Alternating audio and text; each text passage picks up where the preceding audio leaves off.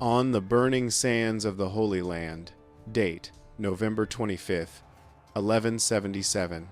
A 16-year-old boy is being strapped onto his horse. This is not a majestic coronation ceremony. It is a scene of grotesque agony. His skin is rotting while he is still alive. His fingers are so numb and decayed that he cannot feel the reins, and his face is hidden behind a polished silver mask to conceal the horror eating away at his features. This is Baldwin IV, the leper king of Jerusalem, and he is riding out to commit what every military expert on earth would call mass suicide. Facing him is not a ragtag band of rebels, but the greatest conqueror the Islamic world has ever seen, Saladin commanding a monstrous army of 26,000 elite warriors. The math is terrifyingly simple. 52 enemies for every single Christian knight. Imagine standing in a field knowing that for you to survive, you must personally kill 52 men before they kill you. The fate of the entire Christian kingdom hangs by a thread so thin it is practically invisible. Yet, by the time the sun sets on this bloody day, the impossible will have happened. The invincible Saladin will be fleeing for his life on the back of a racing camel, his legendary army reduced to a pile of corpses rotting in the ravines. How did a dying boy with bandaged hands break the spine of an empire? What you are about to hear is not just a battle. It is a miracle written in blood. We will uncover the secret tactical mistake Saladin made that no one saw coming, the terrifying charge of the Knights Templar that defied physics, and the chilling reality of what it smells like when 20,000 men die in a single afternoon. But first, you have to understand the monster that was coming for them, because Saladin wasn't just bringing an army, he was bringing the apocalypse. To understand the sheer insanity of this victory, you must first look at the titans standing on the chessboard. On one side, you have Saladin, the Kurdish sultan who had united Egypt and Syria into a superpower. He was a man of culture, immense wealth, and military genius, commanding the Mamluks, slave soldiers kidnapped as children and forged into the deadliest killing machines of the medieval world. Saladin's army was a tsunami of steel, 26,000 strong, confident, well-fed, and undefeated. They moved with the inevitability of a rising tide, their supply lines stretching for miles, their drums sounding like thunder rolling across the desert. On the other side, rotting away in his palace, was Baldwin. Leprosy is a cruel master. It destroys the nerves, meaning you cannot feel pain, but you also cannot feel the sword in your hand. It eats the nose, the lips, the fingers. By 16, Baldwin was a living corpse, ruling a fractured kingdom of squabbling nobles who were already packing their bags to flee. The kingdom of Jerusalem could barely scrape together 500 knights and a few thousand infantry. They were outnumbered, outgunned, and led by a boy who needed servants to help him dress. But Saladin made a fatal calculation. He looked at the numbers, he looked at the leper king, and he saw weakness. He saw a broken boy and a broken kingdom. He thought he was marching to a funeral. He didn't realize that a man who lives every second in the shadow of death has absolutely nothing left to fear. Saladin was about to learn that the most dangerous enemy is the one who has already accepted his own end. The intelligence reports that reached Jerusalem were the stuff of nightmares. Saladin wasn't just raiding borders, he was bypassing the outer fortresses entirely. He was marching straight for the heart. He was coming for Jerusalem. The city was practically defenseless. The nobles panicked. The advisors begged Baldwin to barricade himself inside the walls and pray for a miracle.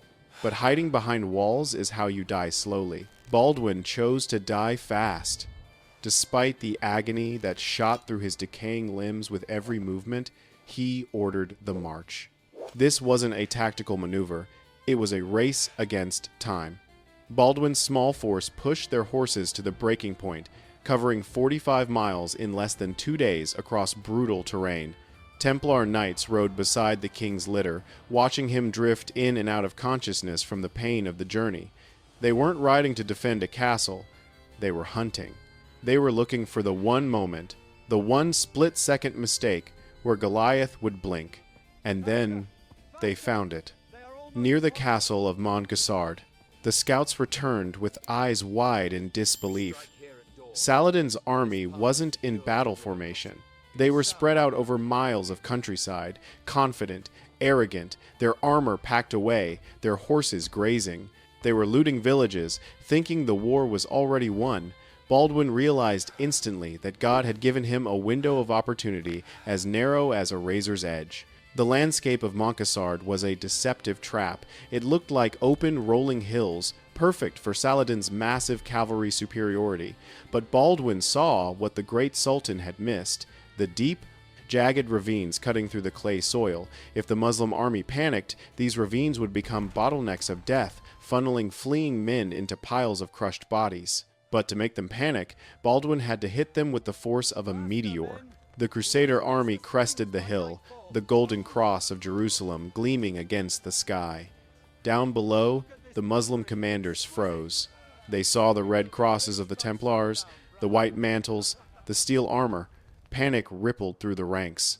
Saladin, caught completely off guard, screamed for his men to form lines, to bring up the baggage train, to find their weapons. But lines take time to form, and Baldwin wasn't selling time. He was buying blood. The Bishop of Bethlehem raised the true cross, the holiest relic in Christendom, a piece of wood believed to be from the actual cross of Jesus. Baldwin, barely able to stand, dropped to his knees in the dirt before it. He prayed with such raw, weeping intensity that his knights began to cry with him. Then he stood up. He was no longer a cripple. He was the wrath of God. He mounted his horse, signaled the charge, and 500 knights lowered their lances. Imagine the sound. 500 war horses, each weighing half a ton, accelerating to 30 miles per hour. The earth shakes. The dust rises like a sandstorm. Deus vult. God wills. It roars from hundreds of throats, drowning out the frantic drums of the Mamluks. This wasn't a skirmish, it was a kinetic missile aimed directly at the center of Saladin's army. The Mamluks, usually the ones delivering the shock, stood paralyzed. They couldn't comprehend that this tiny force was actually attacking. The collision was catastrophic.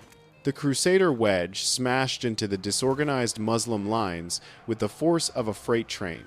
Lances shattered shields, pierced armor, and skewered men two at a time. In the first 10 seconds, the front line of Saladin's army simply evaporated. The Templars, fighting like men possessed, didn't stop to duel. They rode through the enemy, carving a path of red ruin straight toward the yellow silk banners of the Sultan himself. Saladin watched in horror as his elite bodyguard, men who had never taken a step backward in their lives, began to buckle. The sheer violence of the Christian charge defied physics. It was fueled by the desperation of men who knew there was no retreat. They were fighting for their homes, their faith, and their dying king. And the king was right there with them. Baldwin IV, the boy who couldn't feel his own hands, was in the thick of the meat grinder. He steered his horse with his knees, his sword tied to his hand, slashing and hacking with a fury that terrified everyone who saw him. To the Muslim soldiers, he must have looked like a demon, a masked, rotting wraith that could not be killed. The sight of the leper king fighting on the front lines shattered the morale of Saladin's troops. If this cursed boy could fight like this, surely God was on his side. The turning point came when the Mamluks realized they were trapped. As they tried to retreat from the insane ferocity of the Templars, they ran straight into the ravines Baldwin had spotted. The retreat turned into a crush. Horses fell, breaking their legs. Men fell on top of them. The ravines filled up with screaming, dying men until the Crusaders could ride over the bodies like a bridge. The panic was infectious. It spread from the center to the wings like a virus. And then, the unthinkable happened. The Sultan ran. Seeing his invincible army dissolving into chaos, Saladin abandoned his war horse, his baggage, and his dignity. He climbed onto a racing camel, a fast but humiliating mode of escape, and fled into the desert. When an army sees its leader run, it ceases to be an army. It becomes a mob. What followed wasn't a battle, it was a harvest. For miles, the Crusaders hunted down the fleeing remnants of the greatest army in the East. The slaughter was industrial. Of the 26,000 men who had marched to conquer Jerusalem, fewer than 2,000 would ever see Egypt again. The desert floor was carpeted with the dead. The wealth captured was staggering enough gold, horses, and weapons to secure the kingdom of Jerusalem for another decade. But the cost was visceral. The Crusaders, covered in gore and dust, collapsed from exhaustion among the mountains of corpses. They had achieved the impossible. They had killed Goliath. But the image that haunts history is not the gold or the dead. It is the king. Baldwin removed his helmet, his face bleeding from the exertion, his body screaming with the pain of his disease aggravated by the violence. He didn't boast. He didn't celebrate. He fell to his knees again, surrounded by the carnage, and led his men in a chant, Non nobis Domine, non nobis, sed nomini tuo da gloriam. Not to us, Lord, not to us, but to your name give glory. It was a moment of supreme humility in the face of supreme violence.